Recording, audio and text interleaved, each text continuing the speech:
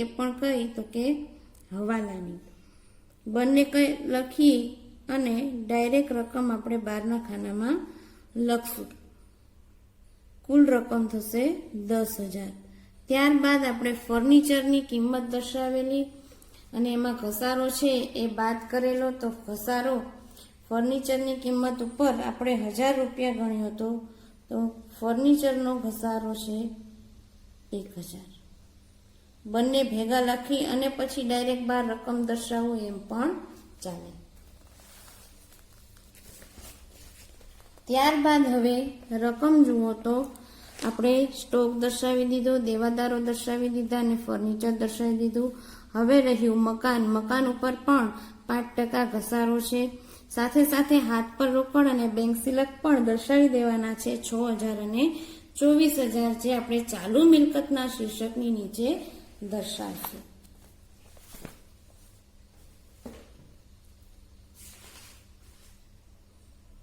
તો સૌથી પહેલા આપણે પાકા સરવૈયામાં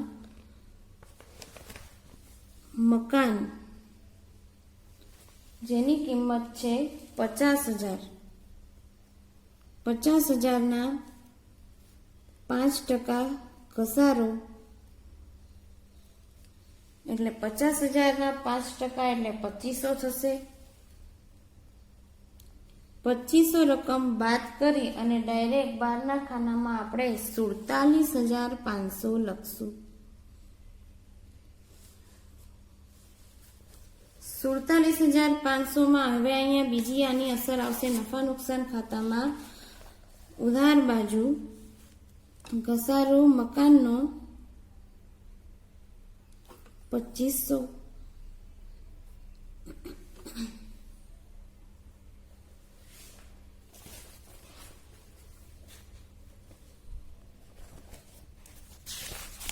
ત્યારબાદ હવે દેવા જોઈ લઈએ. એમાં લેણદારો છે 40,000 અને દેવી હુંડી છે 14,000. તો બંનેમાં હવાલો છે નહીં, માટે આપણે ડાયરેક્ટ એને પાકા સરવૈયામાં મૂડી દેવા બાજુ દર્શાવી દઈએ. જેમાં લેણદારો છે એ છે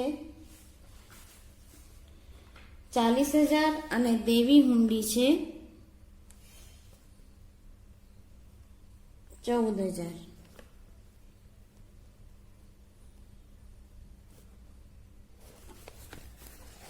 લેણદારો અને દેવી હુંડી. લેણદારો 40,000, દેવી હુંડી 14,000. આ બંને રકમ લખાયા બાદ આપણે ફરી રકમ જોઈએ કે જેમાં તમને અહીં ગોવિંદની મૂડી અને ગોપાલની મૂડી આપેલી છે. આપણને મૂડી પર વ્યાજ ગણવાનું કીધેલું છે, જે આપણને ઉપર આપેલું છે.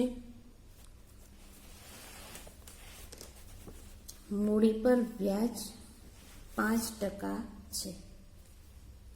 તો સૌથી પહેલા આપણે ભાગીદારોના મૂડી ખાતામાં મૂડી દર્શાવી દઈએ. પેલી શરૂઆતની જ મૂડી હોય એટલે અહીંયા આવશે 1/4/2016, બાકી આગળ લાવ્યા.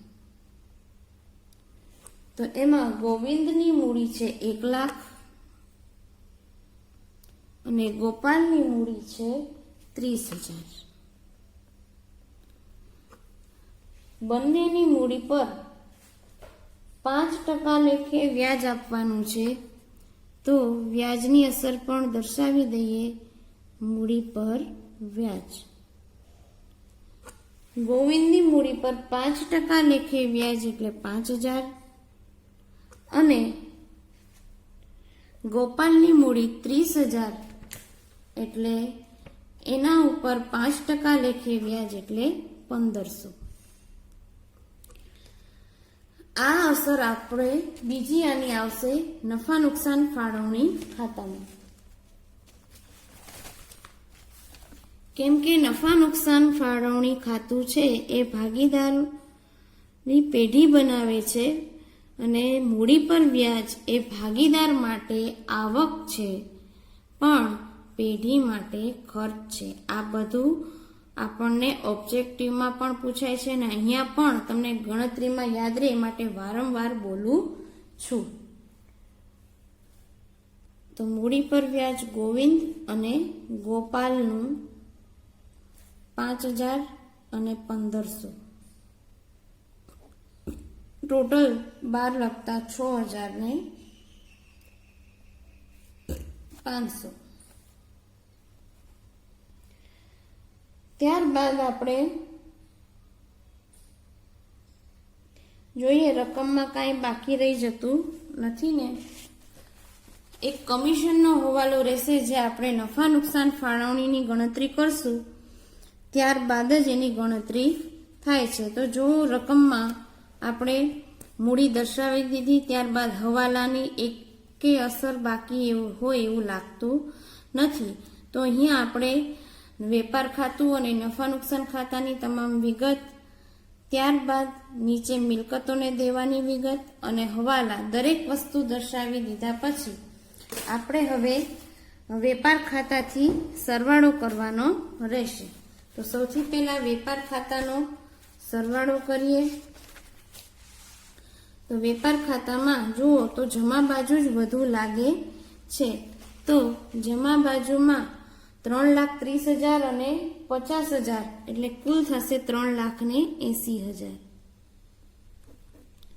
આ સાઈડ પણ લખી નાખો 3,80,000. 3,80,000 માંથી 2,48,000, 11,200 અને 8,000 બાદ કરતા તમારે નફો આવશે 1,12,800, જેને આપણે કહીએ છીએ કાચો નફો. ક્યાં લઈ જવાનો? તો કે નફા નુકસાન ખાતે. નફા નુકસાન ખાતે એ જ રકમ અહીંયા લાવવાની. ત્યાં આપણે શું લખીએ છીએ તો કે વેપાર ખાતેથી લાવ્યા એટલે કે વેપાર ખાતે કાચો નફો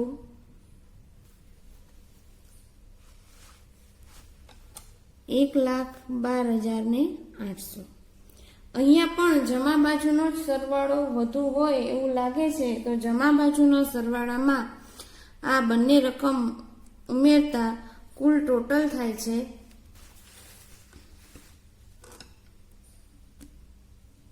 1,12,800 માં આપણે 600 ને 800 ઉમેરીએ એટલે થશે 1,14,200.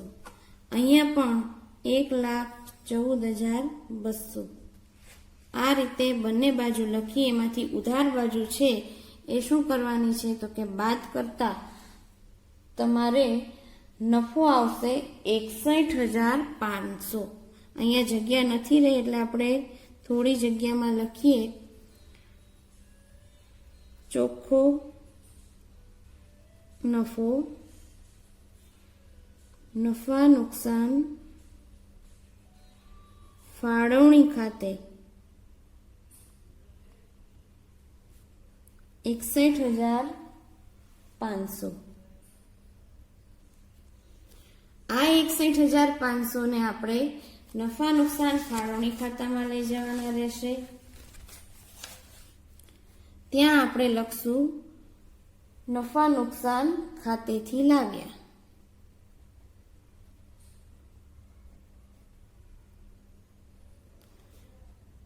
કૌંસમાં લખશું ચોખ્ખો નફો 61,500. હવે આપણને હવાલામાં કીધું હતું કે કમિશનની ગણતરી વધતા નફા પર કરવાની છે, કમિશન બાદ કર્યા પછીના વધતા નફા પર. માટે તે દિવસે મેં કીધું હતું એ સૂત્ર પ્રમાણે આપણે અહીંયા દાખલો ગણવાનો થશે. તો કઈ રીતે? તો કે નફો ગુણ્યા કમિશન છેદમાં કમિશન 100 પ્લસ કમિશનના ટકા. એટલે કે 61,500 માંથી આપણે 6,500 તો પહેલા શું કરી દેવા પડે? બાદ કરી દેવા પડે. તો 6,500 બાદ કરતા તમારી પાસે રકમ આવશે 55,000. 55,000 ઉપર તમારે એના 10/110 આ રીતે કમિશનની ગણતરી કરવાની થાય. એ માટે કમિશનની રકમ આવશે 5,000. તો અહીંયા આપણને કમિશન લખવાનું છે ગોપાલનું 10% કમિશન.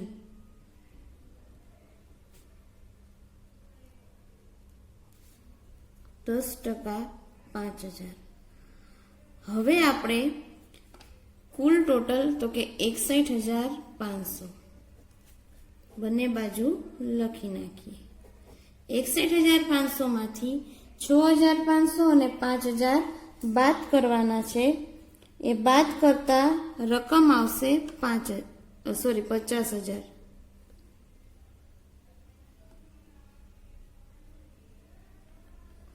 $50,000 ને આપણે વહેંચણી પાત્ર નફો કહીએ છીએ, જે ભાગીદારોના નફા નુકસાનના પ્રમાણમાં વેચવાનો રહે છે.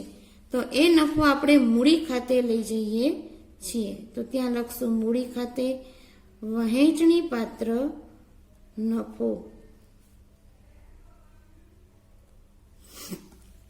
વહેંચણી પાત્ર નફો છે એમાં ગોવિંદ અને ગોપાલ. તો નફા નુકસાનનું પ્રમાણ કેટલું આપેલું છે તમારી બુકમાં? જોવો જોઈને 3:2 ના પ્રમાણમાં છે.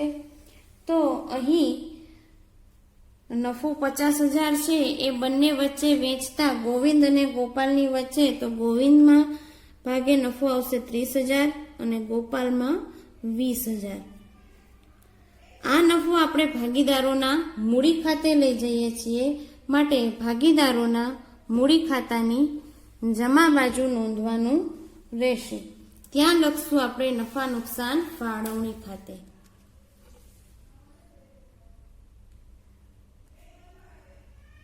નફા નુકસાન ફાળવણી ખાતે. ગોવિંદના ભાગે નફો હતો 30,000 અને ગોપાલના ભાગે 20,000. હવે અહીંયા જમા બાજુનો સૌથી પહેલા આપણે ટોટલ કરી લઈએ. તો ગોવિંદની કુલ રકમ થશે 1,35,000. તો આ ઉધાર બાજુ પણ લખી નાખીએ 1,35,000. ત્યારબાદ ગોપાલનો સરવાળો કરી લઈએ. તો એમાં આવશે 56,500. અહીંયા આવશે 56,500. ગોવિંદના 1,35,000 માંથી સામે ફક્ત ઉપાડ જ છે, 6,000 બાદ કરી નાખીએ એટલે આપણે રકમ આવશે 1,29,000. ત્યાં આપણે લખશું બાકી આગળ લઈ ગયા. એ જ રીતે 56,500 માંથી 4,800 બાદ કરીએ એટલે આપણે આવશે 51,700. આ બંને રકમ હવે ક્યાં દર્શાવવાની રહેશે? તો કે પાકા સરવૈયામાં. તો પાકા સરવૈયામાં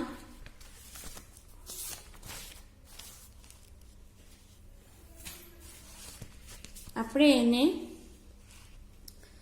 મૂડી દેવા બાજુ દર્શાવવાની રહેશે, જેમાં ગોવિંદ અને ગોપાલ.